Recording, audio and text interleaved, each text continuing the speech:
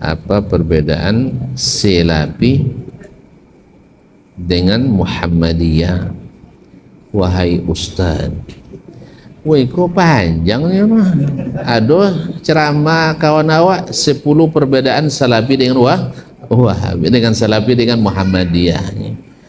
Amu dong ceramah lucu son, tanda kedangkalan ilmunya. Sabu ini kalau Salafi cingkrang, Muhammadiyah isban. Lucu lah, nggak prinsip dulu kaum muslimin muslimat. Atau Salafi mesti bajanggue, Muhammadiyah mesti tak paham. Jadi kadang-kadang lucu-lucu jadi. Kaum muslimin muslimat, Salafi bukan ormas, Muhammadiyah ormas. Jadi Salafi bukan aliran, tapi adalah pengikut Nabi alaihissalatu wassalam. Muhammadiyah bukan juga aliran, tapi hanya sebuah organisasi. Di dalamnya ada Salafi, di dalamnya juga ada Khalafi. Adanya dua lapi, nah dan sebagainya, warna-warninya banyak. Jadi ini pertanyaan sebenarnya tidak perlu ditanyakan. Nah seperti ini tidak perlu ditanyakan. Siapapun yang mengikuti as-salaf, dia Salafi, walaupun dia tidak mengaji bersama kita. Tapi siapapun yang mengikuti khalaf, sekalipun setiap hari bersama kita, dia bukan Salafi. Makanya Salafi itu tidak diketahui dengan masjid, tak diketahui dengan komunitas, tak diketahui dengan yayasan, tak diketahui dengan rumah, tak diketahui dengan guru. Tapi yang diketahui dengan input, outputnya, apa yang dia amalkan, apa yang dia yakini. Makanya ketika kita tanyakan apa syarat saya jadi Salafi, syarat 1, 2, 3 tidak bisa dijawab, tapi kaedahnya siapa yang mengikut as-salaf, nah maka dia adalah Salafi. Jelas manhajnya. Misalnya nanti nak puasa, saya harus puasa mengikut Nabi alaihissalatu wassalam, berarti dia adalah manhaj salaf. Tapi kalau dia sudah mulai berubah, oh enggak, zaman Nabi beda, zaman kita beda, memang Islam itu untuk zaman Nabi saja, Islam hanya untuk zaman Nabi aja diamalkan, berarti dia sudah merubah. Oleh itu kaum muslimin dan muslimat yang dirahmati Allah, dulu yang disebut dengan Salafi Wahabi itu Muhammadiyah rutin. Muhammadiyah itu. Kalau ada kawan-kawan Muhammadiyah kini bonci Salafi Wahabi, semua macam sejarah balik. Ya lihatlah perbenaran lama oleh Buya Hamka, lihat dalam pernyataan-pernyataan Bung Karno dan sebagainya, akan kita dapatkan bahwasanya dulu yang dikelar Wahabi itu adalah kawan-kawan saudara-saudara kita di Muhammadiyah. Kalau ada lo yang Muhammadiyah gini anti Salafi Wahabi, barangkali lupa saja. Kalau orang Salafi masuk Muhammadiyah itu termasuk penyusup atau bukan? Nah, kita harus kembali dulu ke pengertian penyusup. Nah, penyusup itu masuknya diam-diam. Nah, ini masuknya diam-diam apa terang-terangan? Nah, kalau masuknya terang-terangan berarti bukan penyusup. Nah, karena kalau penyusup itu masuknya diam. Ada misalnya penyusup dalam keamanan, itu kira-kira nyusupnya diam-diam apa terang-terangan? Diam-diam. Baik, jadi intinya Muhammadiyah ini adalah persyarikatan. Siapa saja bisa berkontribusi untuk berjuang bersama-sama di Muhammadiyah. Prinsipnya kan hidup-hidupilah Muhammadiyah, jangan mencari hidup di Muhammadiyah. Prinsipnya itu. Jadi orang yang berkiprah di Muhammadiyah bisa punya latar belakang yang berbeda-beda. Ada yang latar belakangnya dari kalangan nasionalis, ada tidak? Ada. Contohnya Pak Karno, dari kalangan nasionalis. Yang pejuang Jenderal Sudirman. Yang abangan ada enggak? Banyak. Nah, jadi yang dari kalangan abangan, yang dulu latar belakangnya dari Nahdiyin, kemudian berkiprah di Muhammadiyah, ada tidak? Ada seperti Pak Din. Siapa lagi selain Pak Din Samsudin? Pak Menteri, Pak Mukti. Itu beliau juga latar belakangnya dari Nahdiyin, berkiprah di Muhammadiyah. Jadi Muhammadiyah ini kiprah dan latar belakangnya bisa dari mana saja, termasuk jika dulu dari alumni pesantren Salafi, dari alumni pengajian MTA, dari apa lagi?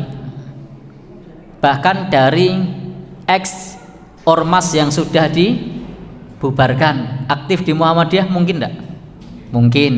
Boleh apa dilarang? Boleh. Yang jelas Muhammadiyah itu karakternya ada 5. Al-Khosaisul Khomsah, karakteristik Islam berkemajuan, ada 5 karakternya. Jadi kalau berkiprah di Muhammadiyah, apapun latar belakangnya, maka hendaknya menerima 5 karakter ini. 1, at-tauhid. Nah, kira-kira kalau tadi yang ditanyakan Salafi ini apakah at-tauhid apa tidak? At-tauhid, mentauhidkan Allah. Maka kalau masih mentauhidkan Allah bisa diterima. Maka siapapun, apapun latar belakangnya, kalau bertauhid bisa diterima. Yang kedua apa? Kedua, masih ingat? Al-Khosaisul Khamsah, ar-ruju' ilal Qur'an was sunnah, kembali kepada Al-Quran dan As-Sunnah. Kalau berkiprah di Muhammadiyah tapi kembalinya kepada apa? Klenik, nah itu baru. Atau kembali ke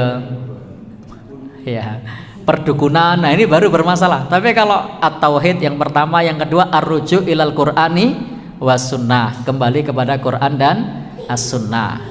Yang ketiga, ihya'ul istihad wa tajdid, menghidupkan istihad dan tajdid. Tajdid itu pembaruan. Pembaruan itu sayapnya ada 2, purifikasi, pemurnian dalam masalah akidah dan ibadah. Sementara dalam masalah muamalah itu dinamisasi. Silahkan berinovasi, silahkan berkreasi. Maka di sini di Muhammadiyah ada untuk pengembangan pemikiran itu ada namanya HPT, Himpunan Putusan Tarjih, ada fatwa-fatwa tarjih, ada apa namanya majelis-majelis masing-masing untuk kemudian di sana bisa bermusyawarah, bisa berembuk. Artinya apa?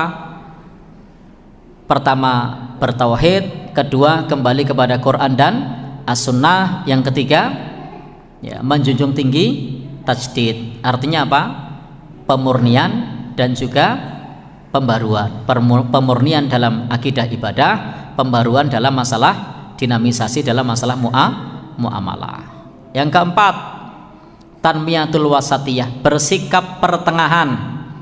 Bersikap pertengahan, tidak apa istilahnya keras tapi juga tidak lembek, tidak apa ghulu, berlebih-lebihan kepada guru ngajinya, tapi juga tidak apa tidak juga bukan yang tidak hormat sama gurunya dan lain-lain. Intinya mengembangkan Islam moderat, pertengahan. Yang kelima apa? Rahmatan lil alamin. Baik, jadi kita tidak bisa di dalam berjuang bersama-sama lalu kemudian saling tuduh penyusup. Maka Persyarikatan Muhammadiyah itu ibarat rumah besar, punya latar belakang yang berbeda, hendaknya saling bahu-membahu, saling fastabiqul khairat, berlomba-lomba dalam kebaikan. Mau sampai kapan kita saling tuduh? Mau sampai kapan kalau kemudian kita ini saling menjatuhkan? Maka alhamdulillah di Muhammadiyah dari dulu kita diajarkan untuk saling support dan saling bekerja sama. Justru malah yang diragukan tuh yang menuduh-nuduh penyusup itu, karena mengadu domba. Baik, jauhi para pengadu domba. Siapapun bisa berkiprah dan bisa membesarkan bersama-sama untuk mengabdi di Muhammadiyah. Yang jadi dokter itu latar belakangnya beda-beda. Ada yang latar belakang nasionalis, latar belakang abangan, bahkan mungkin latar belakang yang ormas yang lainnya pun ada, yang jadi guru, latar belakangnya macam-macam, yang jadi cleaning service, yang jadi apa lagi? Jadi macam-macam latar belakangnya. Ada apa, kampus, ada sekolah, ada TK ABA, itu karyawannya macam-macam, latar belakangnya beda, bukan latar belakang yang sama, tapi semua sudah sama-sama untuk menyatakan diri berkiprah mengabdi di Muhammadiyah. Dan tidak masalah ada imam masjid yang imamnya tersebut misalnya sebagai orang yang dari pesantren Muhammadiyah, atau dari pesantren NU, atau dari pesantren Salafi, ya tidak masalah. Yang penting pada saat ngimami itu menggunakan pakem yang disepakati bersama. Wallahu alam bishawab.